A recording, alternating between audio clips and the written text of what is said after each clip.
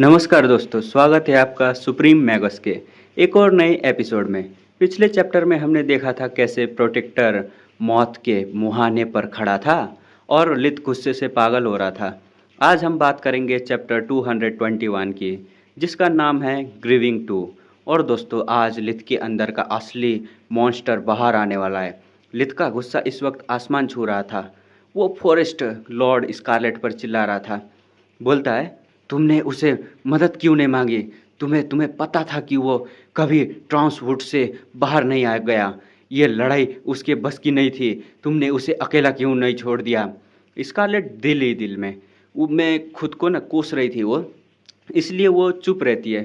पर तभी ज़मीन हिलने लगती है। लित के जिस्म से इतना भयानक डार्कनेस, मैजिक और किलिंग इंटेंट, मरने की इच्छा, एकदम मारने की इच्छा निकल रहा था कि आसपास के कमज़ोर प्रोफेसर डर के मारे एक एक कदम पीछे हटने लगे थे। हेडमास्टर लिंजोस का जिस्म भी डर के मारे एकदम इंस्टिंक्ट दे रहा था, एक डिफेंसिव स्पेल तैयार कर लेता है। वो सोचती है, एक बच्चे के अंदर इतना भयानक माना प्रेशर, नॉर्मल इंसान तो डर के मारे भाग जाता। स्कारलेट तुरंत एक पोर्टल खोलकर सारे ह्यूमन को उनके कमरों में भेज देती है और डायमेंशन मैजिक को सील कर देती है ताकि लित को कोई नुकसान ना पहुंचे। उधर आसमान में काले बादल गिरने लगते हैं। दुनिया एकदम मोगर, इस दुनिया को मोगर कहते हैं, मोगर की एक वर्ल्ड ट्रिब्यूलेशन शुरू होने वाली थी। तभी तभी प्रोटेक्टर बहुत मुश्किल से बोलता है, लिथ प्लीज रुक जाओ, क्या कर रहे हो? मैं तुम्हें नया बालकोर नहीं बनाना चाहता, बदला लेने से कुछ नहीं बदलेगा। प्रोटेक्टर एकदम काली उल्टी करते हुए कहता है, बस बस सेलिया को बोल देना आई एम सॉरी, और कोई झूठ बोल देना कि मैं उसे छोड़कर नहीं जाना चाहता था। मेरे मेरे बच्चे का ख्याल रखना। लिथ चिल्लाता है, मुझे बच्चों से नफरत है। तुम खुद जिंदा रहो और उनका ख्याल रखो। लिथ प्रोटेक्टर को गले लगाकर रोने लगता है। तुम मेरे पिछले दोस्त हो, एक भाई जैसे हो, तुम मुझे छोड़कर क्यों जा रहे हो? प्रोटेक्टर कहता है, मैं जाना नहीं चाहता लिथ, पर मौत भी जिंदगी का एक हिस्सा है। लेकिन लिथ हार मानने वालों में से नहीं था। वो चिल्लाता है, मैं अब कमज़ोर नहीं हूँ। पहले मैं अपने भाई काल को नहीं बचा पाया, फिर टिस्टा को तड़पने देखा, पर अब नहीं।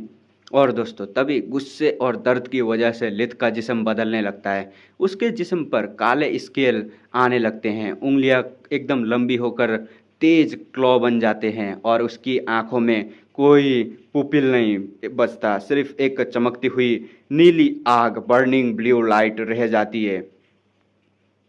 लिथ देखता है कि ना, प्रोटेक्टर का कोर अभी तक मुर्दा नहीं हुआ है, वो मरा नहीं है, वो येल्लो चमक रहा था। लिथ एक भयानक गैम्बल खेलता है। वो काला की सिखाई हुई टेक्निक से एक आर्टिफिशियल माना कोर, नकली कोर बनाना शुरू करता है। वो आसपास की वर्ल्ड एनर्जी और प्रोटेक्टर के लीक होते माना को मिलाकर उसे शेप देता है। इस नकली कोर को प्योर रखने के लिए लिथ वर्ल्ड एनर्जी की सारी गंदगी अपने जिस्म के अंदर झेलता है, जिससे उसे भयानक बहुत ज़्यादा दर्द होता है। अपने कोर को क्रैक होने की हद तक डालकर लिथ अपनी खुद की लाइफ फोर्स का यूज करता है दोनों कोर्स को जोड़ने के लिए। जैसे ही उनकी आत्माएं टकराती हैं, लिथ को प्रोटेक्टर की पूरी जिंदगी दिख जाती है। उसके पहले मेट का खून खोना, शिकारियों का डर और सेलिया से मिलने की खुशी।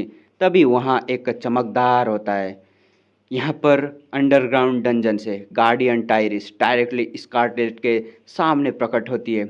और भाई, स्कारलेट के सामने टायरिस आ गई, लिथ से मिलेगी क्या? अब आगे देखते हैं। स्कारलेट तुरंत उसके सामने घुटनों पर बैठ जाती है और सब कुछ बताती है। स्कारलेट पूछती है कि आप इस बच्चे को बचा क्यों नहीं लेते? टायरिस एक बहुत बड़ी बात बताती है। दोस्तों, वो कहती है कि ट्रिब्यूलेशन तब होती है जब मोगर दुनिया को लगता है कि कोई उसके नाम काम आ सकता है। पहली ट्रिब्यूलेशन स्किल के लिए होती है और ये दूसरी ट्रिब्यूलेशन सेल्फ कंट्रोल, आत्मा नियंत्रण के लिए होती है। टायरिस समझाती है कि अगर सलार्क चाहे तो टायरेंट बन सकती है और लेगियन चाहे तो सब कुछ छीन सकता है, पर वो खुद पर काबू रखते हैं। इस बच्चे को देखो, दुनिया ने उसे बहुत सारे लोगों को मारने के, डिस्ट्रक्शन के लिए चुना है, पर यह ट्रिब्यूलेशन ये चेक कर रही है कि क्या ये एक बेहिस मॉन्स्टर है या फिर इसके पास इतना सेल्फ कंट्रोल है कि ये सब कुछ दांव पर लगा कर किसी को जिंदा दे सके। अगर ये पास हुआ तो हमें एक नया गार्डियन मिलेगा और फेल हुआ तो ये मर जाएगा। सिंपल ये बोलकर टाइरिस गायब हो जाती है। स्कारलेट परेशान थी। तभी आवाज़ में काला द रैथ आती है। ये मरी नहीं है अभी तक। स्कारलेट हैरान थी कि काला उस ब्लास्ट से कैसे बची। काला कहती है, कोई भी अपने माना से नहीं मरता। मेरा कोर ओवरलोड हुआ था पर मैं अनडेड हूँ, मुझे मारना आसान नहीं है। काला स्कारलेट को एकदम डांटते हुए कहती है, वहाँ खड़े रहने के बजाय उस बच्चे की मदद करो। स्कारलेट को अपनी गलती का एहसास होता है। लिथ ने अपनी ज़िंदगी के कई साल बंद करके प्रोटेक्टर के कोर को जोड़ दिया था, पर अब उसकी ताकत खत्म हो रही थी। स्कारलेट तुरंत आगे बढ़ती है और अपनी भयानक ताकत से उन दोनों की जान बचा लेती है। लिथ का फिक कोर सक्सेसफुली प्रोटेक्टर के कोर के साथ मर्ज हो जाता है और प्रोटेक्टर की सांसें लौट आती हैं। लेकिन दोस्तों, असली झटका तो अब लगने वाला था। काला जब खुद को हील करने के लिए इन्विगोरेशन चलाती है तो स्कारलेट के होश उड़ जाते हैं। काला के जिस्म के अंदर एक नहीं बल्कि दो कोर्स थे, एक नॉर्मल माना कोर और एक अनडेड ब्लड कोर। वो पूरी तरह अनडेड नहीं थी बल्कि एक नया स्पीसीज बन चुकी थी। भाई साहब, अब आगे देखते हैं। ब्लास्ट के बाद स्कारलेट हैरान थी कि काला जिंदा कैसे बची। काला की हालत बेहद खराब था। उसका आधा स्केलेटन निकल चुका था, एक पंजा गायब था और उसकी आंखों की लाल आग बुझने वाली थी। जमीन पर गिरते हुए काला बताती है कि जब से वो इवॉल्व हुई थी तब से इंसान और मैजिकल बीस्ट दोनों उसे अलग समझते थे। इसलिए उसने अनडेड ट्राइब के साथ रहना शुरू किया और मीना उसकी बेटी को अडॉप्ट किया। काला ने अपने जिस्म पर एक भयानक एक्सपेरिमेंट किया था। उसने एक अनडेड ब्लड कोर बनाया था और उसे अपनी लिविंग माना कोर के साथ मर्ज करने की कोशिश कर रही थी। जब ब्लास्ट हुआ तो काला ने उस भयानक एनर्जी को दोनों कोर में बांट दिया, जिससे वो जिंदा बची। पर अब दोनों कोर की ताकत बराबर हो चुकी थी और काला को नहीं पता था कि कौन सा कोर जीतेगा।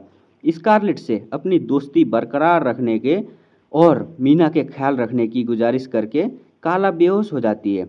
स्कारलेट को बेहद दुख होता है। उसके घमंड की वजह से उसका सेकेंड इन कमांड एमरुक मारा गया था। काला मौत के मुआयने पर थी और उसकी फॉरेस्ट की ताकत आधी हो चुकी थी। इसी वक्त तभी वहाँ प्रोटेक्टर का होश एकदम आता है और वो पहली बार स्कारलेट पर गुस्से से पागल हो जाता है। स्कारलेट कहती है, प्रोटेक्टर, तुम्हारा दोस्त लिथ ठीक है। प्रोटेक्टर गुस्सा से चिल्लाता है, ठीक है, उसने अपनी ज़िंदगी के दशकों साल गवा दिए हैं और तुम कह रही हो कि वो ठीक है। तुमने उसे रोका क्यों नहीं? क्रेजी, यहाँ गाली देता है, छोड़ो गाली नहीं बोलते।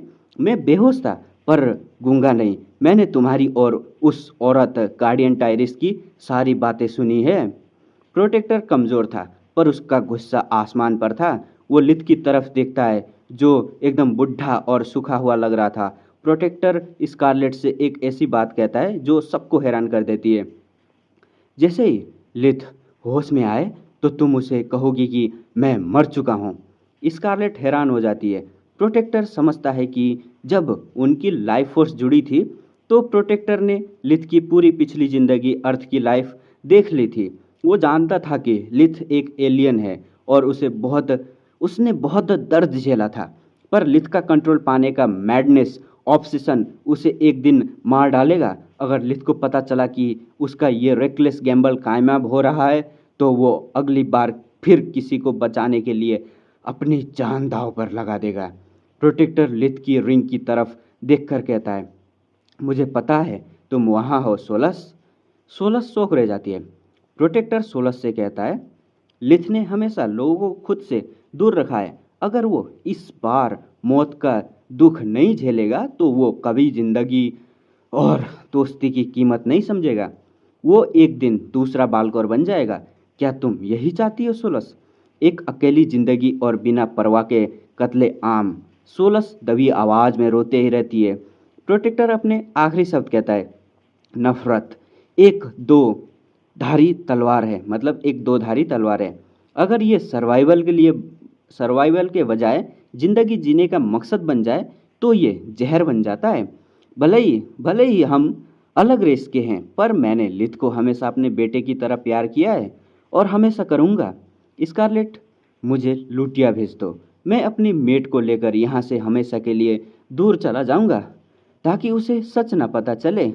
सोलस इस झूठ में शामिल होने के लिए मजबूर हो जाती है, क्योंकि वो भी लिथ को बचाना चाहती थी।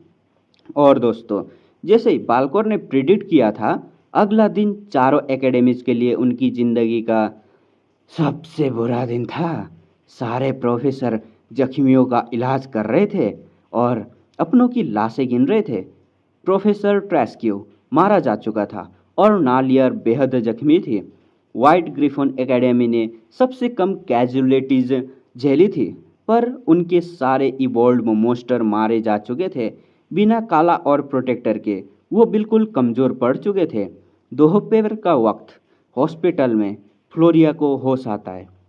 उसे कुछ याद नहीं था कि लाइटनिंग स्ट्राइक के बाद क्या हुआ, पर जैसे ही उसकी नज़र पास वाले बेड पर पड़ती है, उसका दिल बैठ जाता है। वहाँ लिथ लेटा हुआ था, पर वो 12-13 साल का लड़का नहीं लग रहा था। लिथ इस वक्त एक 60 साल के बुढ़े इंसान जैसा दिख रहा था। उसके सारे बाल सफ़ेद हो चुके थे, सिर पर जगह जगह से गंजापन आ गया था और उसकी स्किन उसकी हड्डियां से चिपक चुकी थी।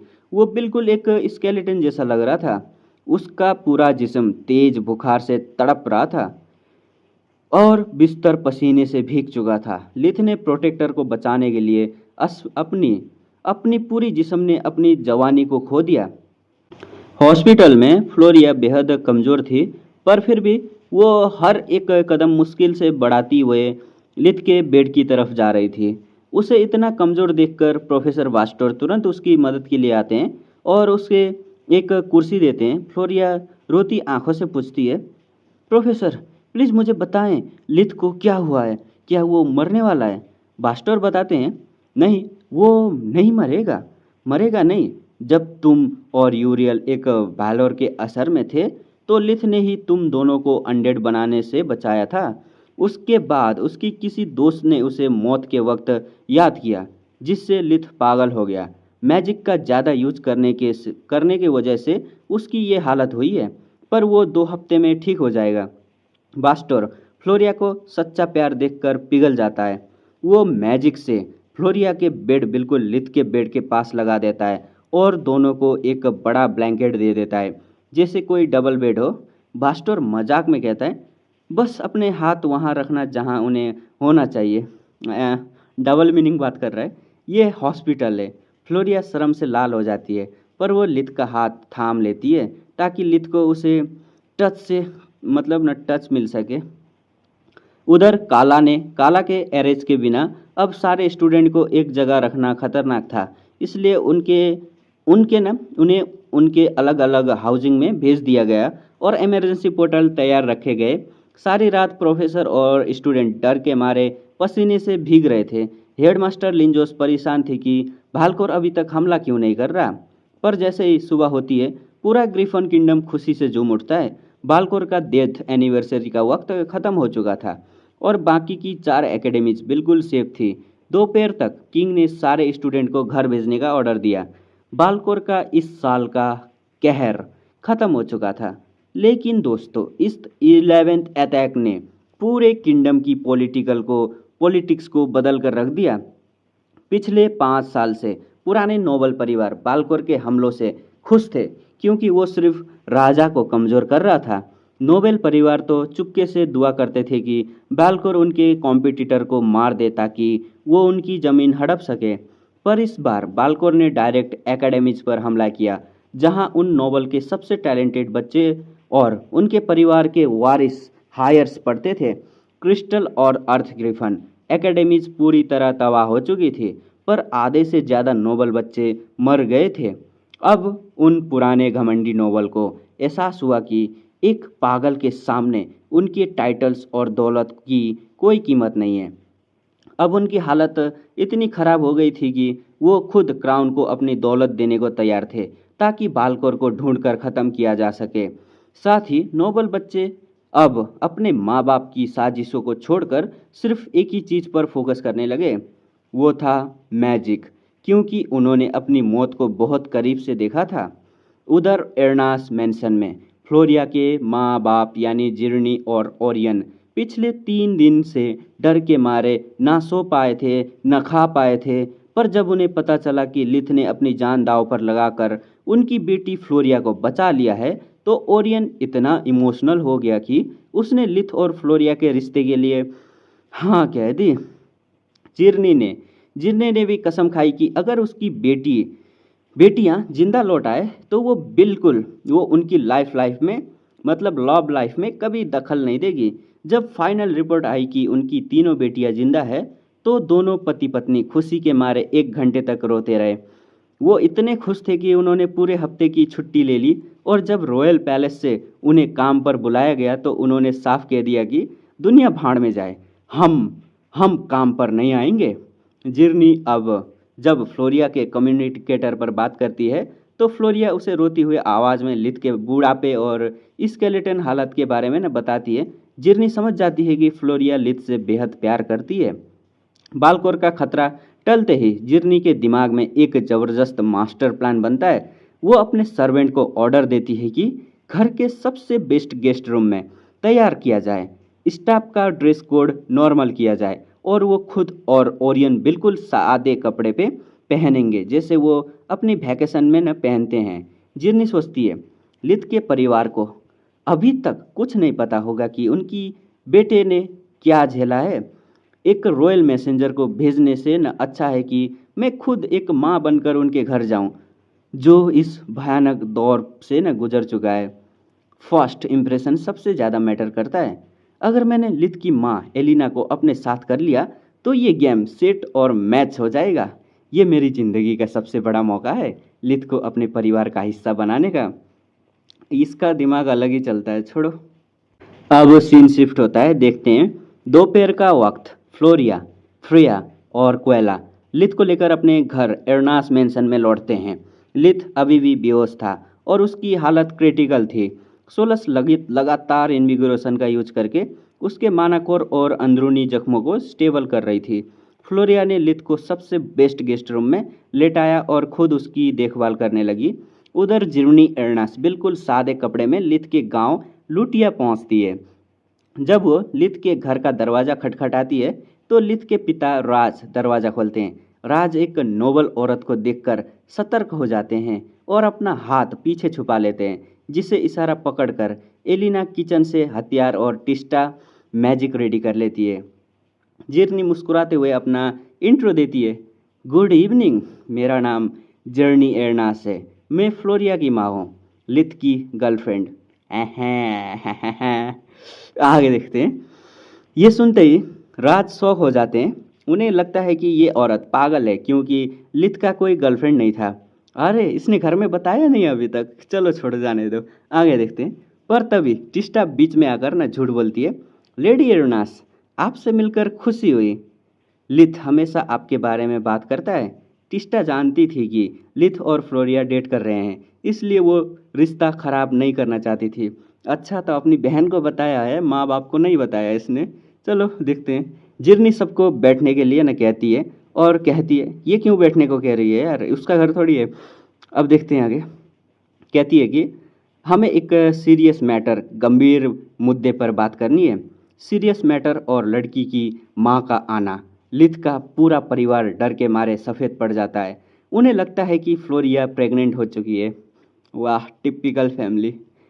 अब रिज ये बोलते हूँ, आगे चढ़ो।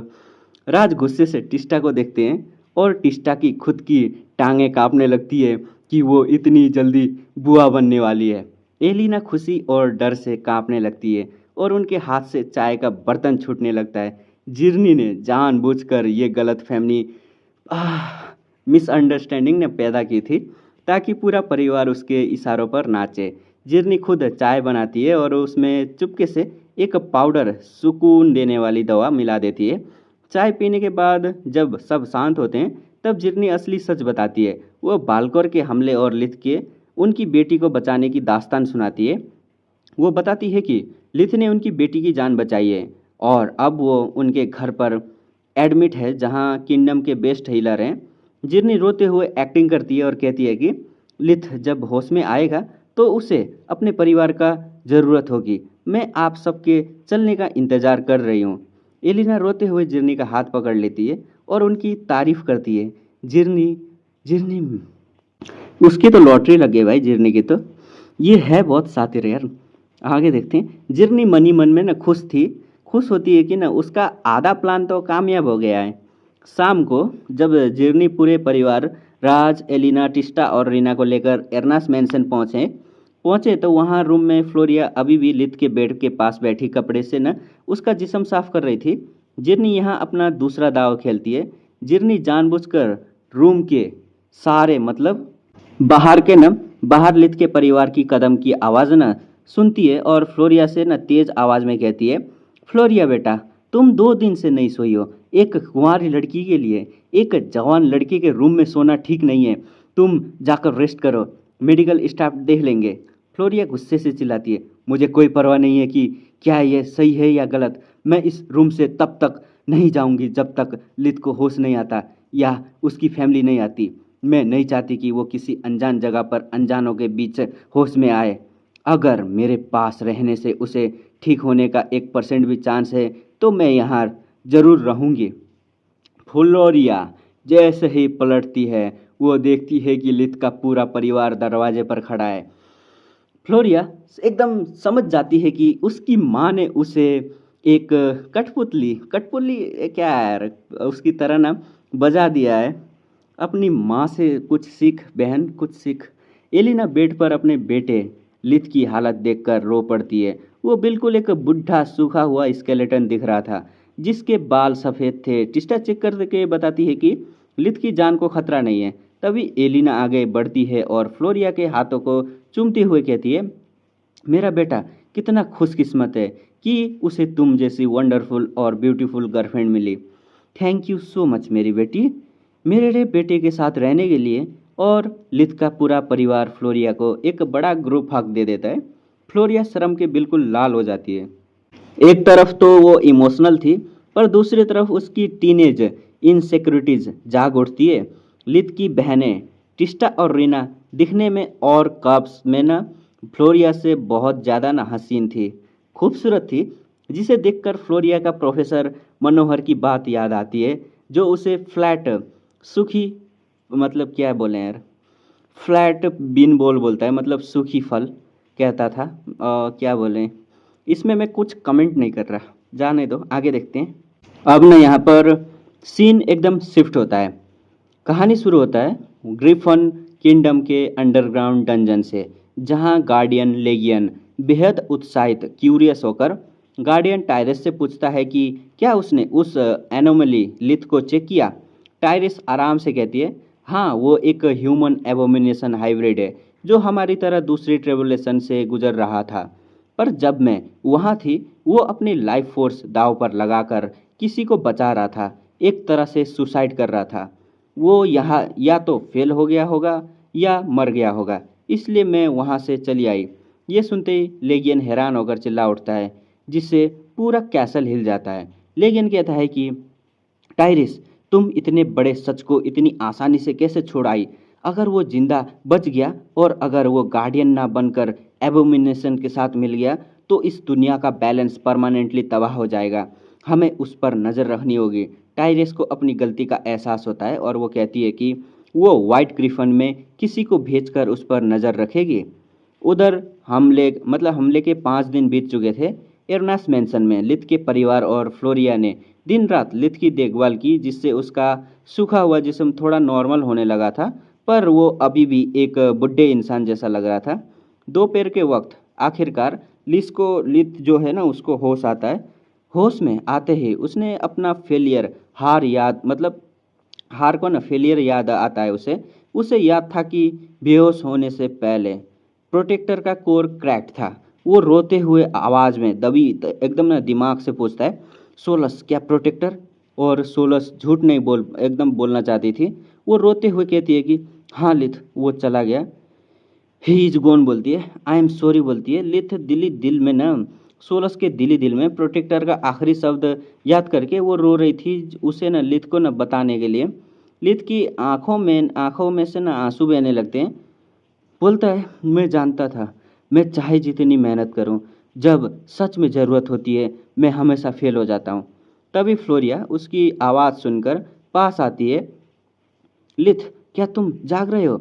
लिथ बहुत ही कमज़ोर और फेडल एकदम आवाज़ में कहता है, हाँ। वो उठने की कोशिश करता है पर उसके लंग्स जलने लगते हैं और उसे भयानक खांसी आने लगती है। लिथ के रोने पर खांसी मतलब ना खांसने की आवाज़ सुनकर टिस्टा भागते हुए आती है और उसे एकदम ना लेटा देती है। लिथ ब्रदर, पुश मत करो, तुम्हारी हालत ठीक हो रही है, पापा अभी आते ही होंगे। लिथ लगातार रोए जा रहा था।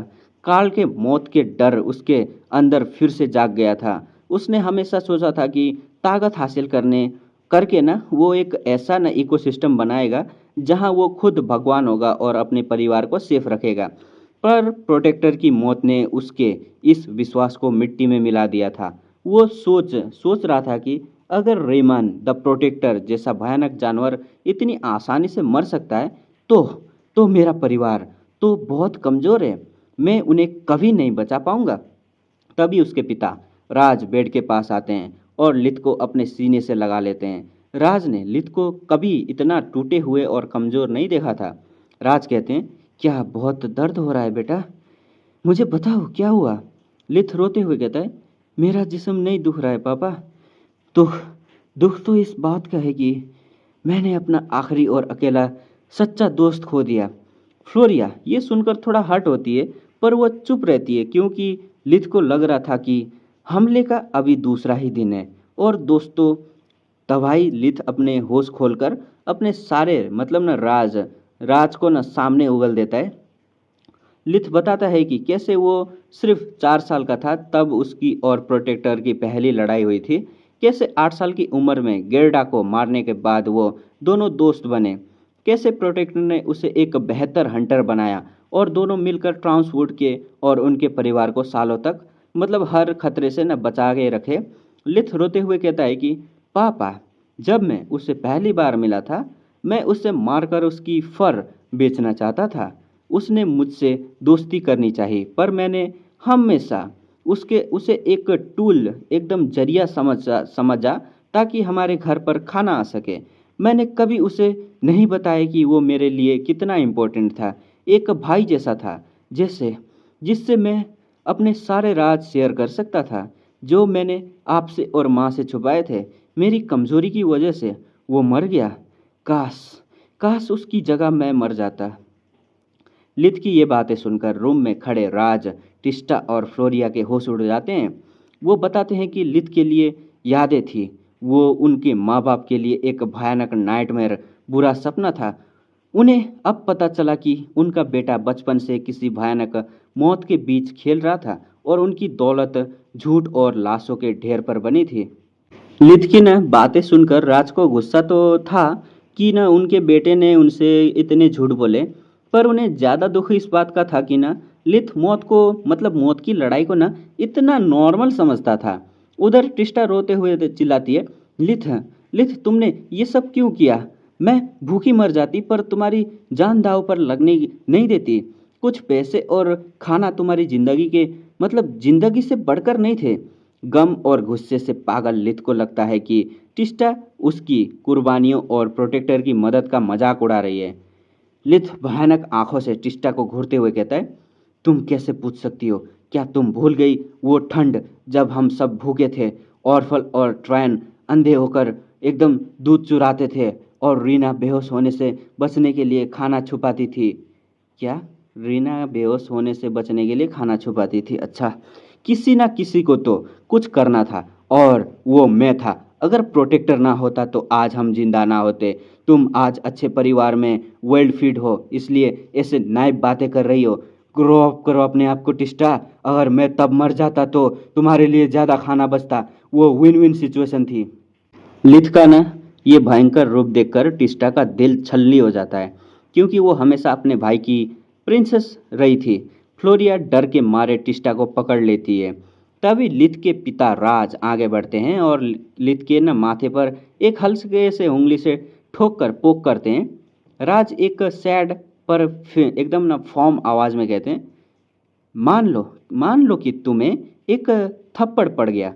यंग मैन, राज की आंखों में आंसू थे। वो कहते हैं, आई एम सॉरी लिथ, जो तुमने झेला। मैं एक बुरा बाप था जो तुम्हें अपना बचपन कुर्बान करना पड़ा हमारे लिए। पर जो तुमने अपनी बहन से कहा वो बेहद बेरहमी था। टिस्टा तुम्हें अपने हीरो मानती है। वो सिर्फ ये कह रही थी कि हम तुम्हारी जान को खतरे में देखना एकदम बर्दाश्त नहीं कर सकते। हमारी जिंदगी मुश्किल थी पर हम साथ थे। ये सब वर्थ नहीं था। लिथ कहता है, मेरे पास कोई चॉइस नहीं थी। राज सिर्फ राज फिर से न पोक करते हैं, चॉइस थी लिथ। तुम्हें बाकी बच्चों की तरह फॉर्म पर मदद करनी चाहिए थी। हाल निकालने का हमारा काम था, तुम्हारा नहीं। तुमने भगवान गॉड बनने की कोशिश की और परिवार से झूठ बोला जो गलत था। राज अपना चेहरा छुपाते हुए कहते हैं, जब हमने काउंट लार्क के मैंसन में बाइक की हाल देखी थी, हम समझ गए थे कि तुम कुछ छुपा रहे हो। पर हमने अपनी आंखें बंद रखी क्योंकि हमें तुम पर घमंड था। अगर किसी को मतलब कसूरवार ठहराना है तो मुझे ठहराओ। अपने पिता का दर्द और बहन के आंसू देखकर लित का गुस्सा ठंडा हो जाता है। उसे एहसास होता है कि वो एक जिद्दी बच्चे की तरह बिहेव कर रहा था। उसका गुस्सा गायब हो जाता है और वो कमजोरी से बेड पर न गिरते हुए कहता है, आप सही हैं, माफ़ कर दीजिए मुझे। राज उसका हाथ पकड़ते हैं और कहते हैं कि अब खुद को कसूरवार मत ठहराना। प्रोटेक्टर कोई खिलौना नहीं था। उसने अपनी मर्जी से तुम्हारी मदद की क्योंकि वो तुमसे प्यार करता था। तुम्हें रोने का पूरा हक है, पर अपनों को तकलीफ मत दो। लित को सुकून मिलता है कि ना अब कम से कम उसका परिवार प्रोटेक्टर की कुर्बानी को जानता था। उधर इन कुछ दिनों में कोयला को अपनी फीलिंग का एहसास हो चुका था। लिथ की माँ और बहनें इतनी हसीन थी कि कोयला को उनके सामने अपनी लुक्स पर शर्म आ रही थी। साथ ही उसने लिथ को कभी ऐसे टूटे हुए और रोते हुए नहीं देखा था। कोयला समझ जाती है कि उसकी झिझक झिझक की वजह से उसका उनका रिश्ता सिर्फ दोस्ती तक रहा और अब फ्लोरिया और लिथ एक दूसरे के क्लोज हैं। कोयला को एक तरह से ना सुकून मिलता है कि उनका प्यार सिर्फ एक बचपन का ना अट्रैक्शन पप्पी लव था, पर और अब वो और फ्लोरिया बहन है। लेकिन दोस्तों, सबसे बुरी हालत यूरियल डेरियस की चल रही थी। घर लौटकर यूरियल अपने पिता ग्रैंड ड्यूक वैलोन से गिड़गिड़ाता है, प्लीज पापा, लिबिया से मेरी शादी तोड़ दीजिए। वो खूबसूरत है पर हमें हमारे बीच कुछ कॉमन नहीं है। वो कॉमनर से नफरत करती है। उसे मैजिक में इंटरेस्ट नहीं है। वो बेहद बेहद शैलो यानी दिखावटी लड़की है। मैं उसके साथ जिंदगी नहीं बिता सकता। वैलोन डेरियस एक ठंडी सांस लेते हैं और कहते हैं कि यूरियल, ये शादी 10 साल पहले तय हुई थी। अगर हमने रिश्ता तोड़ा तो हमारी फैमिली की इज्जत मिट्टी में मिल जाएगी और हमारी ज़मीन का एक्सपेंशन के लिए हमें पैसा और लोग चाहिए जो इस शादी से मिलेंगे। तुम्हें क्या लगता है मैंने तुम्हारी माँ से प्यार के लिए शादी की थी? एक बार जब परिवार को वारिस मिल जाए तुम चुपके से किसी भी मर्द या औरत के साथ रह सकते हो, बस पकड़े मत जाना। यूरियल अंदर से पूरी तरह टूट जाता है। वो दर्द और गम से बचने के लिए फिर से ट्रैक्यूलाइजर पोशन नशे की दवा पीने लगता है। बालकोर के हमले और एक इंसान को मरने के बाद उसे इसकी आदत हो गई थी। यूरियल गम में सोचता है, काश काश मैं एक कॉमनर पैदा हुआ होता। कम से कम मेरी किस्मत मेरे हाथ में होती। अगर मैं अपनी पीछे अभी पीछे हटा तो मेरा पिता एक बैड डेरियस हाउस हमेशा के लिए मिट जाएगा। वो दवा के घूंट पीता है ताकि उसका दर्द गायब हो सके। अब सीन शिफ्ट होता है लिथ के तरफ। लिथ के सामने रोने के लिथ के ना राज के सामने रोने के बाद ना लिथ थक कर फिर से सो जाता है। जब दोबारा उसकी आंख खुलती है तो वो उसकी माँ एलिना उसके बेड के पास खड़ी थी। लिथ बेहद कमज़ोर आवाज़ में कहता है, माँ अपनी बेवकूफ़ मैं अपनी बेवकूफ़ी की कीमत अपनी आंखों से देखना चाहता हूँ। और यहाँ पर एलिना मैजिक से पानी का एक आईना वाटर मिरर बनाती है। लिथ जब खुद को देखता है तो वो हैरान रह जाता है। इतने अच्छे ट्रीटमेंट के बाद भी उसका जिस्म सूखा हुआ था। उसके सर के बाल वापस तो आ रहे थे, पर वो पूरी तरह ग्रे सफ़ेद हो चुके थे। सिर्फ उसकी आंखें पहले जैसी थी, ठंडी और बेरहम। सोलस दिमाग में बताती है कि उसका मानक और तो ठीक है, पर जिस्म से इतनी लाइफ फोर्स जलने की वजह से वो इतना कमज़ोर हो गया है कि अगर उसने अभी इन्विग्रेशन का यूज किया तो शायद इम्प्योरिटीज़ निकालने से एक नया ब्रेक थ्रू हो जाए, जिससे मतलब ना लोगन के सामने एक्सप्लेन करना नामुमकिन था। यहाँ पर लोगों के सामने ना एक्सप्लेन करना, इसलिए वो इन्विग्रेशन का तो यूज़ नहीं करेगा अभी। लिथ खुद पर ना एक भयानक ना मजाक करते हुए हंसता है। चलो, आखिरकार मैं बाहर से भी उतना ही बदसूरत दिख रहा हूँ जितना मैं अंदर से हूँ। एलिना उसे सीने से लगा लेती है और कहती है कि बेटा, तुमने जो किया वो बेवकूफ़ी जरूर थी, पर यूजलेस नहीं थी। तुमने ये प्यार के लिए किया, प्यार में किया। और अगर मेरे बच्चों बच्चों पर बात आए तो मैं भी अपनी जान दांव पर लगा दूंगी। लिथ को अपनी पिछली जिंदगी के भाई कार्ल की याद आने लगती है और वो खुद को बहुत अकेला और थका हुआ ना महसूस करता है। 2 दिन बीत जाते ही और लिथ अब थोड़ा बहुत ना चलने लगता है। पर दोस्तों, अब शुरू होता है ना असली नाइटमेयर। लिथ के होश में न आने के बाद से उसकी आंखों के साथ कुछ बहुत अजीब हो रहा था। जब भी वो किसी इंसान को थोड़ी देर तक घूरता, उसे भयानक चीखें दिखने लगती। क्या दिखने लगती? चीखें। सबसे पहले ये फ्लोरिया के साथ हुआ, जो उसके पास बैठकर एकेडमी के हाल ना बता रही थी। लिथ ने देखा कि ना एक अदृश्य इनविजिबल हाथ ने फ्लोरिया का गला ना काट दिया। खून हर तरफ बिखर गया। लिथ शौक से ना हिल भी नहीं पाया। पर जैसे ही उसने अपने पलकें झपकाई, ब्लिंक किया, फ्लोरिया बिल्कुल ठीक थी। लेकिन अगले ही पल उसे देखा कि फ्लोरिया हर सेकंड में बूढ़ी होती जा रही है। फिर वो एक लाश बन गई। उसकी बॉडी सड़ने लगी और उसमें कीड़े पड़ गए और आखिर में सिर्फ एक स्केलेटन बचा। लिथ के आंसू निकल आते हैं। फ्लोरिया परेशान होकर पूछती है कि लिथ, क्या तुम दर्द में हो? लिथ दिमाग में चिल्ला उठता है, सोलस, ये क्या हो रहा है? क्या मैं पागल हो रहा हूँ? सोलस उसकी मेमोरी चेक करती है, पर उसे न कुछ समझ नहीं आता। इसके बाद लिथ को दिखता है कि फ्लोरिया के दिल के पार एक तलवार चली गई। फिर उसका सर एक कुल्हाड़ी से कट गया। उससे फ्लोरिया की अलग अलग तरीके से मौत दिखने लगती है। सिर्फ फ्लोरिया ही नहीं, लिथ जिस किसी को भी देखता, अपना पिता राज, टिस्टा या एर्नास फैमिली के सर्वेंट, उसे उन सब की भयानक मौत के नज़ारे दिखते हैं। इस भयंकर टॉर्चर से बचने के लिए लिथ अब ज़्यादातर वक्त अपनी आंखें बंद रखने लगा और सोने का नाटक करने लगा। सोलस उसे समझाती है कि लिथ, तुम्हारा दिमाग सच में स्लीप हो रहा है। तुम्हारा सबकॉन्शियस दिमाग खुद को इस बात के लिए तैयार कर रहा है कि एक एक ना एक दिन हर कोई मर जाता है। इसलिए तुम खुद को यह भयंकर सजा दे रहे हो। लिथ सिर्फ 12 साल का था, पर उसने अर्थ के बड़े सोल्जर से ज़्यादा न मौत देखी थी।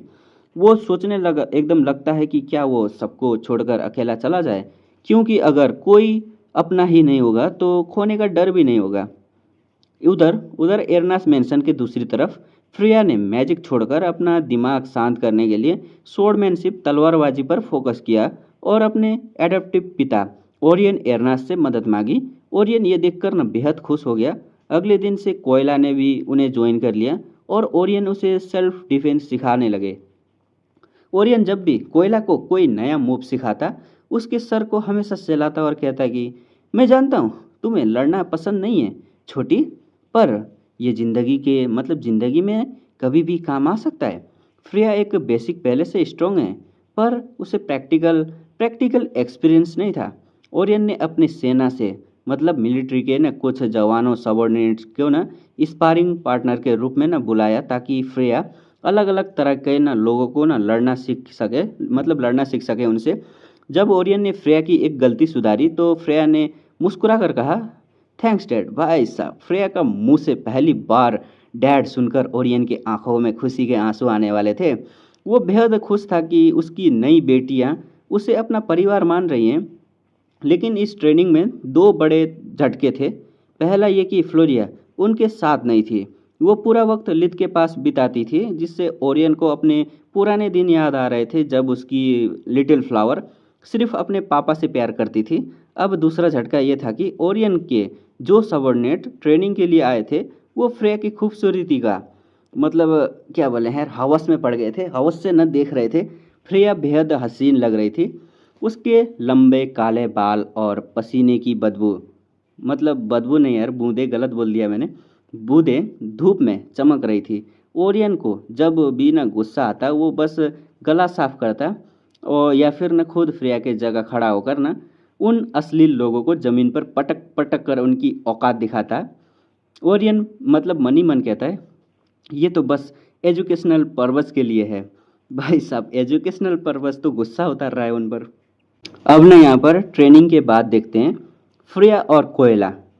नाम तो कोयला है इसका, लेकिन कोयला कोयला बोलने में आसान लगता है, कोयला ही बोलते हैं। अपने एडप्टिव पिता ओरियन एरनास के साथ बैठे हैं।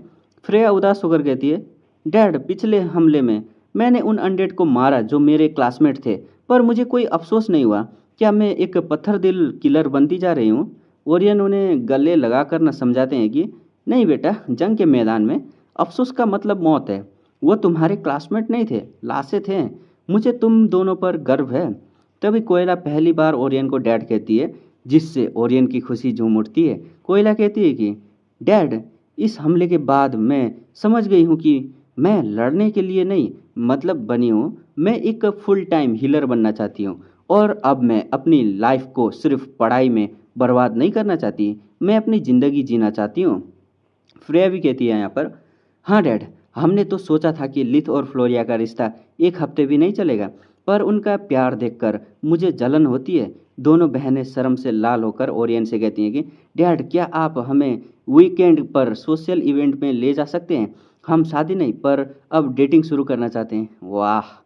ओरियन मान मतलब मन ही मन न अपनी किस्मत को न कोसता है कि उसकी बेटियां इतनी जल्दी बड़ी हो गई, पर वो मुस्कुरा कर हाँ कह देता है। अंदर तो खंजर घुसा है उसके। उधर लिथ को एहसास हो चुका था कि उसके जिस्म की नेचुरल रिकवरी की वजह से सारी इम्प्योरिटीज उसके मानाकोर के पास पहुंच गई है। अगर उसने जल्द ही अकेले में एक्यूमुलेशन या इन्विगोरेशन का यूज नहीं किया तो सबके सामने एक बड़ा ब्रेक थ्रू हो जाएगा, जिससे एक्सप्लेन करना नामुमकिन होगा। पर मुश्किल मुश्किल ये थी कि परिवार उसे एक सेकंड के लिए भी अकेला नहीं छोड़ रही थी। रात के खाने के बाद लिथ अपना दाव खेलता है। वो अपनी पुरानी दबी आवाज़ में नाटक करते हुए कहता है, माँ, लेडी इरनास, मैं अब ठीक हूँ। क्या आज रात मुझे अकेला सोना दिया जा सकता है? जिरनी कहती है, नहीं लिथ, रिलैप्स रिलैप्स हो सकता है। लिथ एकदम ना चालाकी से कहता है, सातरपन से, तो क्या सिर्फ फ्लोरिया आज रात मेरे रूम में रुक सकती है? हमें अकेले में बात करनी है। ये सुनते ही एलिना और फ्लोरिया शर्म से बिल्कुल लाल हो जाते हैं और टिस्टा रीना बच्चों की तरह हंसने लगते हैं। टिस्टा कहती है, गर्लफ्रेंड ने तुम्हारे साथ अब मतलब वो छेड़ रही है, ऐसा कह रही है कि गर्लफ्रेंड ने तुम्हारे साथ तब भी नहीं छोड़ा जब तुम लास्ट जैसे दिखते थे। अब उसे अच्छे से थैंक यू कहना। जिरनी भी समझ जाती है और एलिना के कान में कहती है, बच्चों को प्राइवेसी चाहिए। अब यहाँ पर जब रूम में लिथ और फ्लोरिया अकेले बसते हैं ना, तो लिथ कहता है, तुम दूर क्यों बैठी हो? क्या मैं अब बहुत मतलब तुम्हारे लिए कोई टेडी बियर नहीं हूँ? फ्लोरिया शर्माते हुए अपने मतलब ना झूठ एकदम ना जूते को ना उतारती है और कंबल के ना अंदर लिथ के पास जाती है। वो लिथ को एक गरम और प्यारी छप्पी देती है, जिससे लिथ के भयानक डेथ विजन गायब हो जाते हैं। उसे फ्लोरिया बिल्कुल ठीक और सेफ दिखती है। पर दोस्तों, तभी एक भयानक ट्विस्ट आता है। फ्लोरिया रोते हुए कहती है, मैं बहुत डर गई थी लिथ, मुझे लगा मैंने तुम्हें हमेशा के लिए खो दिया। और तभी ब्लैंकेट के अंदर से रस्लिंग की आवाज़ आती है। फ्लोरिया अपने सारे कपड़े उतार कर बाहर फेंक देती है। क्या? हाँ हाँ हाँ। यहाँ पर ना छोड़ो, मैं भी बताता हूँ, पूरा बिंदास सुनो लड़को। भाई साहब, फ्लोरिया बिना कपड़ों के बिल्कुल नंगी होकर लिथ के जिस्म से लिपट जाती है। लिथ अभी सिर्फ 12-13 साल का एक टीनेजर था और उसके हल्के पजामे के पार पार से फ्लोरिया का जिस्म साफ महसूस हो रहा था। लिथ के अंदर का हर एक हार्मोनल उबल कर जाग उठता है, पर वो अपनी पूरी विल पावर का यूज करके खुद को रोकता है। फ्लोरिया उसके होठों पर एक जेंटल किस करती है और कहती है कि लिथ, मुझे अभी कहना होगा कि इससे पहले कि देर हो जाए, मैं तुमसे प्यार करती हूँ। लिथ तुरंत अपने हाथ उसके होठ पर रख देता है और उसे रोक देता है, एकदम रोकते हुए कहता है, नहीं फ्लोरिया, अभी मत कहो। हम सिर्फ कुछ महीने पहले मिले हैं और 1 महीने से एक दूसरे को जानते हैं। ना तुम इस वर्ड के लिए तैयार हो, ना मैं। तुम अभी डर के मारे जल्दबाजी कर रही हो। लिथ आगे कहता है, मैं तुमसे बहुत केयर करता हूँ, इसलिए तुम्हें ये गलती नहीं करने दूंगा। गुस्से या डर में कभी बड़े फैसले नहीं लेने चाहिए। तुम्हें मुझे मुझसे बेहतर कोई नॉर्मल इंसान डिजर्व करती हो। मैं अंदर से एक टूटा हुआ ब्रोकन पर्सन हूँ जो कभी भी बिखर कर तुम्हें चोट पहुँचा सकता है। जब तुम शांत हो जाओ तब अगर तुम्हें लगे मैं तुम्हें तुम्हें खुशी दे सकता हूँ तो हम ये बात दोबारा करेंगे। फ्लोरिया लिथ के इस मैच्योरिटी को देखकर रोती हुई मुस्कुरा देती है। लिथ उसके आंसू पोंछता है पर और मजाक में कहता है, और हाँ प्लीज़ अपने कपड़े वापस पहन लो, वरना कल सुबह जब हमारी माएँ रूम में आएंगी तो वो हमारी शादी की तैयारी शुरू कर देंगी। लिथ मन ही मन कहता है कि अगर फ्लोरिया ने कपड़े नहीं पहने तो उसका हार्मोनल बॉडी कंट्रोल खो देगा और फ्लोरिया को भी लिथ के जिस्म का असर अपने पेट पर साफ महसूस हो रहा था। फ्लोरिया हंसते हुए लाइट ऑफ कर दी है और अंधेरे में अपने कपड़े एकदम न कपड़े वापस पहन लेती है। लिथ मन ही मन अफसोस करता है कि उसके पास अंधेरे में देखने की ताकत नहीं थी। भाई साहब, इसको अंधेरे में देखना है। अब न यहाँ पर फ्लोरिया सो चुकी है। जैसे ही फ्लोरिया न गहरी नींद में सोती है, लिथ पेट से उतरता है और रूम को ना चेक करता है कि कहीं जिन्नी ने कोई रिकॉर्डिंग डिवाइस तो नहीं लगाया है। कुछ ना मिलने पर लिथ रूम में एक हास्य स्पेल आवाज़ रोकने का मैजिक लगाता है और एकुमुलेशन शुरू करता है। ये प्रोसेस पिछली बार से भी 1000 गुना ना ज़्यादा दर्दनाक था। लिथ के मानाकोर को रिफाइन करने के लिए उसकी हड्डियों और मांस मतलब फ्लैश एक के वक्त पर ना टूट रहे थे और वापस जुड़ रहे थे ताकि इम्प्योरिटीज बाहर निकल सके। लिथ दर्द से बुरी तरह चिल्ला रहा था पर स्पेल की वजह से आवाज़ बाहर नहीं जा रहा था। उसने सोलस को सारी इम्प्योरिटीज साफ करने के लिए ना काम दिया ताकि सुबह कोई सबूत ना बचे। इस दर्दनाक मौत जैसी फीलिंग के बाद लिथ का माना कोर ब्लू कोर मतलब ब्लू कोर जो होता है ना उसके बेहद करीब ना पहुंच जाता है और उसे एक अजीब सा ना सुकून मिलता है।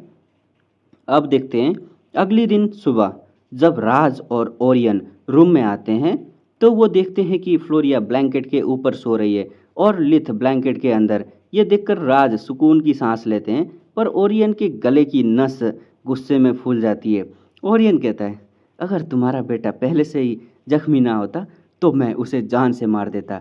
तुम इतने शांत कैसे हो? राज मुस्कुरा कर कहता है, भगवान मुझसे प्यार करते हैं, मेरी बेटियों ने कभी ऐसे जल्दबाजी नहीं की। कुछ दिन बीतते हैं और भयानक डेथ विजन मौत का नज़ारा देखने बाद भी लिथ का जिस्म पूरी तरह ठीक हो जाता है। जीनियस हीलर मनोहर उसकी रिकवरी देखकर हैरान रह जाता है और कहता है कि तुम्हारी रिकवरी स्पीड कमाल की है। मनोहर लिथ की मदद इसलिए भी न कर रहा था क्योंकि वो लेडी जिर्नी से बहुत डरता था।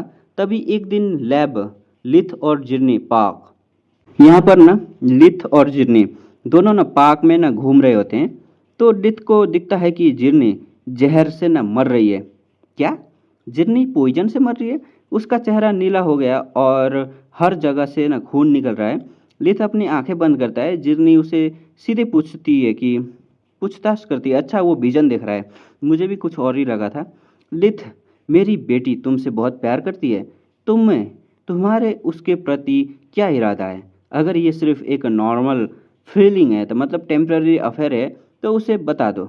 लिथ बहुत ही प्रोफेशनल तरीके से कहता है, लेडी एर्नस, मैं फ्लोरिया को बहुत पसंद करता हूँ पर मैं शादी नहीं कर सकता।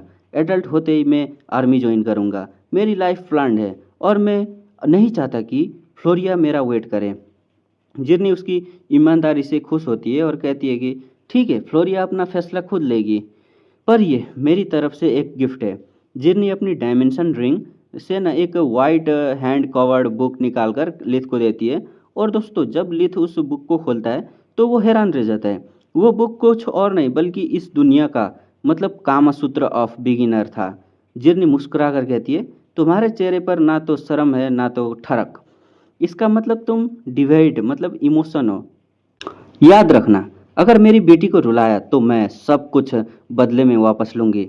लिथ मनी मन न सोचता है, मैं सच में अपनी ही कवर खोद रहा हूँ। यहाँ पर न एक हफ्ता और बीत जाता है। लिथ थोड़ा लंबा हो चुका था और उसके जिस्म पर सॉलिड मसल आ चुके थे। आखिरकार व्हाइट ग्रिफन एकेडमी दोबारा खुलता है। आखिरी ट्राइमेस्टर के लिए लिथ एरनास मैंसन से बाहर निकलकर सुकून महसूस करता है, क्योंकि ओरियन की गुस्से वाली और जिर्नी की सातिर नज़रों से वो थक चुका था। लेकिन जैसे ही लिथ फोर्थ ईयर के फ्लोर पर पहुंचता है, उसकी मुलाकात यूरियल डेरियस से होती है। यूरियल को देखकर लिथ के होश उड़ जाते हैं। पहले तो लिथ को लगा कि ये उसकी डेथ विजन का कोई नया इल्यूजन है, पर नहीं, यूरियल काफ़ी दुबला हो गया था। उसकी आंखें लाल थी, पर वो कांप रहा था। लिथ पूछता है, यूरियल, ये तुम्हें क्या हो गया? यूरियल उसे गले लगा लेता है और रोते हंसते हुए अपने रूम में ले जाता है। यूरियल बताता है कि कैसे बालकोर ने उसके हमले के बाद उसके पिता उसे ना जबरदस्ती एक लड़की से, क्या बोले, घमंडी लड़की से शादी करने पर मजबूर कर रहे हैं, और परिवार के ना इस सुनहरे पिंजरे में उसे टांग कर वो ट्रैंकुलाइजर, उसको ना पिंजरे में ना टांग टांग रहे हैं, और वो ट्रैंकुलाइजर पोषण का ना शिकार हो चुका है। वो बार मतलब ना दवा पीने बार बार ना दवा पीने की कोशिश करता है, पर लिथ हर बार उसे ना शीशी छीन लेता है। यूरियल रोते हुए कहता है कि मुझे लगा तुम मुझे प्रोटेक्टर की मौत का कसूरवार मारोगे, इसलिए मैं तुमसे मिलने नहीं आया। मैं इस फ्यूचर से बहुत डरता हूँ लिथ, मैं एक चूहे की तरह फंस गया हूँ। लिथ एक ठंडी सांस लेता है और कहता है कि शायद होश में आते ही मैं ऐसा करता, पर अब मैं सच्चाई समझ गया हूँ।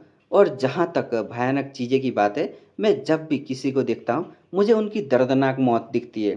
जैसे अभी पिछले कुछ मिनट में मैंने तुम्हें जहर से मरते, सर काटते हुए और एक ऐसी भयानक बीमारी से मरते देखा जहाँ तुम्हारी लाश पर कोई जख्म नहीं था। यूरियल एकदम डर कर ना लिथ को अपना नशा ऑफर करता है नशा दारू ऑफर कर रहा है, पर लिथ मना कर देता है, क्योंकि अगर ये दवा काम कर गई तो दोनों दोस्त नशेड़ी बन जाएंगे। यूरियल ना लिथ से पूछता है, क्या फ्लोरिया को तुम्हारी इस भयानक डेथ विजन वाली बीमारी के बारे में पता है? लिथ मना कर देता है और कहता है कि वो उसे परेशान नहीं करना चाहता। यूरियल एक ठंडी सांस लेता है और बोलता है, मैं बहुत लॉस्ट महसूस कर रहा हूँ लिथ। अगर कल को मुझे या कुछ हो गया तो किसी को फर्क नहीं पड़ेगा। काश मैं सब छोड़कर भाग सकता। लिथ उसे समझाता है कि पहले खुद को शांत करो और इस हालात में क्लास मत जाओ, वरना पकड़े जाओगे। यूरियल मैजिक से अपना नशा साफ करता है, पर अंदर से अभी भी टूट रहा था वो। जब दोनों दोस्त क्लास में न पहुंचे तो वहाँ का माहौल बेहद अजीब था। एक तरफ बाकी बच्चे के साथ यूरियल और लेथ एकदम गम में डूबे थे, तो ना दूसरी तरफ एरनास परिवार के बेटियां फ्लोरिया, फ्रेया और कोयला बेहद खुश थीं। फ्रेया का पुराना अरेंज मैरिज रिश्ता टूट चुका था और वो अब पूरी तरह आज़ाद थी। कोयला को ओरियन के रूप में एक प्यारा बाप मिल गया था। यूरियल ये देखकर अंदर से जल रहा था कि उसकी किस्मत उन जैसी क्यों नहीं है। तभी क्लास में प्रोफेसर जेनेफ इंटर करते हैं। वो हमेशा बेहद हंसमुख रहती थी, पर आज वो बहुत दुबली और थकी हुई ना एकदम थकी हुई लग रही थी। बालकोर के हमलों में उन्होंने अपनी कई ना अजीज असिस्टेंट और दोस्तों को खो दिया था। जेनिफ दुख में कहती है, गुड मॉर्निंग बच्चों। मैं जानती हूँ आप सब बालकोर के हमले के बाद नेक्रोमेंसी नहीं पढ़ना चाहते, और मैं भी जल्दी से ये ख़त्म करके घर जाना चाहती हूँ। आज मैं आपको इस सब्जेक्ट का आखिरी टॉपिक सिखाऊंगी, एक अनडेड के जिस्म पर कब्जा करना और उसे अपने जिस्म की तरह चलाना। जेनफ एक चूहे का स्केलेटन बुलाती है और उसे ना अनडेड बनाकर उस पर कब्जा करती है। चूहे की आंखें ब्लू हो जाती है और वो जेनिफ की आवाज़ में बोलने लगता है। वो बताता है कि इसमें माना तो खर्च नहीं होता, पर जितना दूर जाओगे उतना फोकस चाहिए होगा, और अगर अनडेड उस वक्त डिस्ट्रॉय हो गया तो आपका दिमाग थोड़ी देर के लिए बेहोश हो सकता है। जेनिफ तालियां बजाती है और हर बच्चे के ना डेस्क पर एक अनडेड चूहा और एक खाली बाटली, एकदम मेटल बकेट ना आ जाता है। ये बोलते ही ना बाल्टी क्यों थी, क्योंकि ना जैसे ही बच्चों ने उन अनडेड चूहे से निकलने वाले डार्कनेस मैजिक को महसूस किया, उनके बालकोर के उन 3 दिनों के ना भयानक मॉन्स्टर के जो थे ना वो याद आ गए। पूरी क्लास में ना बच्चे डर के मारे उस बाल्टी में ना उल्टियाँ करने लगे। जेनिफ रोते हुए कहती है, आई एम सॉरी बच्चों, पर अगर पास होना है तो यह ये करना पड़ेगा। 5th ईयर में कोई नेक्रोमेंसी नहीं है, ये मेरा वादा है। लिथ बिना रुकावट के आगे बढ़ता है, अपनी लाइफ फोर्स को एकदम चूहे के ब्लड कोर में डालने के लिए। उसके लिए मुश्किल नहीं था, जैसे ही वो चूहा ना बनता है उसके साथ, तो वो भयानक लगता है। पूरी दुनिया ब्लैक एंड वाइट हो जाती है, कोई खुशबू नहीं, कोई टच महसूस नहीं, और वो चूहा माइंडलेस होने के बाद भी जिंदा लोगों से नफरत कर रहा होता है। लिथ के दिमाग को बाहर फेंकने की कोशिश कर रहा था। लिथ चूहे के रूप में जंप करता है और जेनिफ के डेस्क पर जाकर पूछता है, प्रोफेसर क्या ये पास होने के लिए काफ़ी है? पूरी क्लास तालियां बजाती है और लिथ को 30 पॉइंट मिलते हैं। लिथ जब ना वापस इस रूम में ना इंस्पेक्टिंग के लिए लिथ जब वापस अपने जिस्म में ना आता है, तो उसे ना उम्मीद थी कि शायद इस बॉडी स्वैप से उसकी डेथ विजन गायब हो गई होगी। पर जैसे उसने प्रोफेसर जेनिफ को देखा, उसे ना दिखा कि एक अदृश्य मॉन्स्टर ने जेनिफ का सर काट दिया। लिथ समझ गया कि ये कर्स इतनी जल्दी पीछा नहीं छोड़ेगा। लिथ बाकी बच्चों की मदद करता है, पर यूरियल डर और एडिक्शन की वजह से एक बार भी कामयाब नहीं हो पाता। इसके बाद डायमेंशन मैजिक की क्लास होती है, जहाँ प्रोफेसर रूट का बिहेवियर काफ़ी बदल चुका था। वो अब ताने मारने के बजाय बच्चों को सच में सीख दे रहे थे। लिथ, फ्लोरिया और यूरियल अपना स्विच स्पेल प्रैक्टिस कर रहे हैं, जहाँ वो 10 में से 8 बार ना कामयाब हो रहे थे, पर उन्हें रियल बैटल के लिए 100% परफेक्शन चाहिए था। प्रोफेसर रोड की मदद से उनका नया लेवल अप होने वाला था। रात के खाने के बाद लिथ फ्लोरिया को ना एकदम हंसता हुआ देखकर अपना इरादा बदल देती है और उसे अपनी भयानक आंखों की बीमारी के बारे में ना नहीं बताता। वो उसकी खुशी को खराब नहीं करना चाहता था। लिथ चुपचाप अपने रूम में जाता है, इन्विग्रेशन से खुद को फुल चार्ज करता है और अपने पॉकेट डायमेंशन से उन रहस्यमय धावों सील्ड बॉक्स को ना निकालता है, जो उसे उस माइनिंग टाउन में मिले थे। अब लिथ को पता चल चुका था कि ना एक ही मैजिकल आइटम में कई पॉसिडिक कोर्स और क्रिस्टल कैसे काम करते हैं, और वो बिल्कुल तैयार था उन बॉक्स को अंदर से चिपके भयानक राजों को न खोलने के लिए। एक तरफ क्या बोले, इसको खोलने वाला है यार भाई। अब आगे देखते हैं। लिथ एक सील्ड बॉक्स पर ना इन्विग्रेशन का यूज करता है। पिछली बार वो इसे खोलने में फेल हो गया था, क्योंकि उसे क्रिस्टल और पॉसिडिक कोर को एक साथ सिंक्रोनाइज करने का ना नहीं आता था। अगर एक भी माना पाथ हुए गलत लीक होता तो बॉक्स नहीं वहीं पर ना ब्लास्ट हो जाता। लिथ बहुत ही बारीकी से अपनी डार्कनेस मैजिक और स्पिरिट मैजिक का यूज करता है। उसका माना 3 गुना खत्म हो चुका जाता है और वो पसीने से लथपथ हो जाता है। सोलस उससे ध्यान रखने को कहती है, क्योंकि अभी उसका जिस्म पूरी तरह ब्रेक थ्रू से रिकवर नहीं हुआ था। आखिरकार लिथ बॉक्स के सेंटर में लगे ब्लू क्रिस्टल को दबाता है, और दोस्तों वो छोटा सा बॉक्स बड़े होकर एकदम बड़े वार्डरूम अलमारी के साइज का बन जाता है। जब लिथ उसे खोलता है तो वो दंग रह जाता है। उसके अंदर अर्थ की एक पोर्टल केमिकल लैब थी, जब पूरी तरह ऑटोमेटेड थी। मैकेनिकल हाथ ग्लास के पॉट्स को मिला रहे थे और लिक्विड को गर्म कर रहे थे। सोलस बताता है, लिथ ये तो एडवांस एल्केमी है। इस महीने ने इस मशीन ने ऐसे रिएक्शन के किए हैं जो हमारे प्रोफेसर नामुमकिन कहते हैं। ये बनाने वाला कोई सच्चा जीनियस है। इसके अंदर पूरा लैब ही है। लैब से एक छोटी फ्लैक्स निकलती है, जिसमें एक चमकदार सिल्वर लिक्विड था। लिथ सेफ्टी के लिए एक बैरियर बनाता है और पानी के मैजिक से उस लिक्विड की एक सिंगल बूंद अपनी जुबान पर रखता है। उसका कोई स्वाद नहीं था। लिथ जैसे ही उसे निगलता है और इन्विग्रेशन से चेक करता है, तो उसके पैरों तले जमीन खिसक जाते हैं। लिथ चिल्ला उठता है, ये तो वही anti magic parasite toxin magic खत्म करने वाला जहर है, पर पहले से ज़्यादा पावरफुल फॉर्म में। लिथ तुरंत उसे अपने जिस्म से बाहर निकालता है, पर तभी एक अजीब चीज़ होती है। वो बचा हुआ लिक्विड और फ्लैक्स के अंदर जहर न खुद ब खुद न धूल में न बदल जाते हैं। सोलस कहता है, ये तो हद से ज़्यादा पैरानोया है।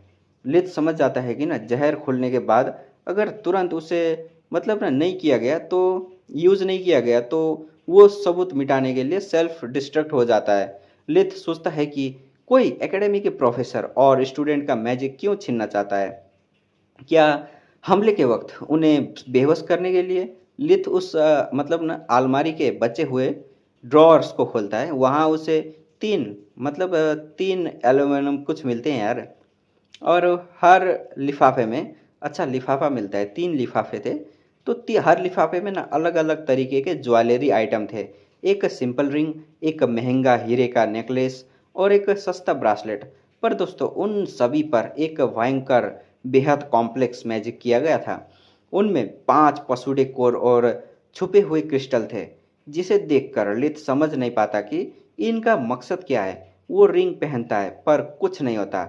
वो 2 और बॉक्सेस खोलता है, सब में वही लैब और अलग अलग पिल्स और ज्वेलरी मिलते हैं। लिथ थक कर एक मतलब हॉट बाथ लेता है और सोने जाता है। उसे फ्लोरिया की याद आ रही थी और उसके बिना उसे नींद नहीं आ रही थी।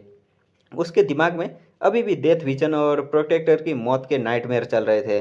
पर वो खुद से वादा करता है कि वो अपनी ताकत इतनी बढ़ा लेगा कि अपनों को कुछ होने नहीं देगा। अगले दिन सुबह जब बच्चे मैजिक क्रिस्टल की क्लास में पहुंचते हैं तो सब हैरान हो जाते हैं, क्योंकि वहां प्रोफेसर नालियर नहीं थी। नालियर बाल्कोर के हमले के बाद से कोमा में थी, क्योंकि एक मॉन्स्टर भालर ने उसकी लाइफ फोर्स को एकदम खराब कर दिया था। उनकी जगह क्लास में एक नए प्रोफेसर की एंट्री होती है, प्रोफेसर एमलिया फाग। वो लगभग 30 साल की थी। उनका हाइट 5.11 फीट था और उनका जिस्म एक प्रोफेसर से मतलब एक फ्रंट लाइन सोल्जर जैसा था, ज़्यादातर मस्कुलर था यार। उसके अंदर से एक ऐसी पावरफुल ऑरा निकल रही थी जो लिथ ने आज तक महसूस नहीं की थी। वो एक नेचुरल बॉर्न लीडर लग रही थी। अगर वो सूरज थी तो लिथ अंधेरा मून था। लेकिन दोस्तों एमलिया फाग, उसका एक बहुत बड़ा राज था जो बच्चे नहीं जानते थे। वो असल में क्वीन सेल्फिया की secret unit the queen's corps की एक पावरफुल अवेकन्ड मेंबर थी, जिसे टायरिस ने जबरदस्ती एकेडमी में भेजा था, सिर्फ लिथ पर नजर रखने के लिए। उन्हें साफ ऑर्डर थे, लिथ को ऑब्जर्व करो और अगर वो खतरा लगे तो उसे वहीं जान से मार दो। क्या बात है भाई। प्रोफेसर फाग लिथ की तरफ देखने से बचती है और कहती है, गुड मॉर्निंग स्टूडेंट्स। आज की क्लास थोड़ी स्पेशल है। जो चीज़ आपको माइंस में सीखनी थी, हेडमास्टर ने उन हाई टायर क्रिस्टल को यहीं क्लास में मंगवा लिया है। वो ताली बजाती है और हर स्टूडेंट के डेस्क पर एक माना ब्लेड और एक नारियल कोकोनट का साइज का डीप ब्लू मैजिक क्रिस्टल आ जाता है। फाग उन्हें वार्निंग देती है, इस एक्सरसाइज के लिए क्लास के चारों तरफ प्रोटेक्टिव एरे हैं जो आपको सेफ रखेंगे। पर अगर आप एक भी गलती हुई तो आपका मैजिकल एकेडमिक करियर वहीं ख़त्म हो जाएगा।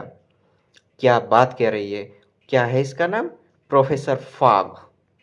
और ये भी अवेकंड है भाई, अवेकंड लिथ की तरह, लेकिन लिथ की तरह नेचुरल नहीं। इसे टायरिस ने बनाया है, अवेकंड बनाया है उसने उसने अपने जरिए बनाया है। तो वीडियो यहीं पर एंड करते हैं, मिलेंगे हम अगले वीडियो में, तब तक के लिए बाय बाय।